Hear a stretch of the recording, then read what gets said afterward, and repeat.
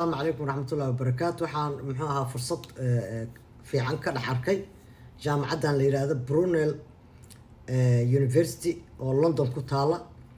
jaamacadaas kaligeed waxay ka tirsan tahay Chevening ay ka tirsan tahay jaamacadaha scholarship-yada bixiyo. at the same time waxay u egtaa jaamacad muxuu ahaa taariikh dheer leh oo muxuu ahaa qaniya. ayada kaligeed waxay bixisaa in ka badan 20 scholarship-yada ardayda Soomaaliyeed anfacay waxaa ka mid ah women in STEM waxa la yiraahdo general program. women in STEM waxa waaye deeq waxbarasho oo British Council-ka ay bixiyaan iyagoo heshiis partnership la ah UK universities. waxaa lagu caawiyaa dumarka underrepresented dumarka oo aan si fiican matalaad badan adduunyada uga helin ama disadvantage ama laga badan yahay oo master degree raadinaya science technology engineering iyo mathematics full ayaa laga bixinayaa. laakiin wuxuu ahaa IELTS ku xiran.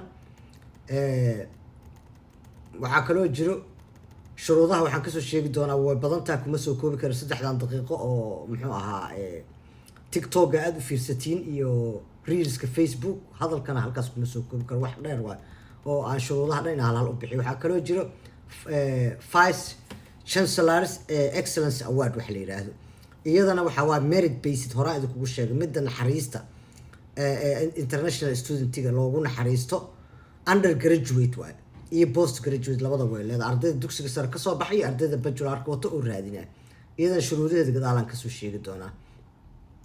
award value iyo benefit-ka yaase u ah eligible oo xaq u leh undergraduate-ka ardayda ahaan ugu badan marka meeshii dantiina ku jirta international Africans waa kaas uu ku jiraa.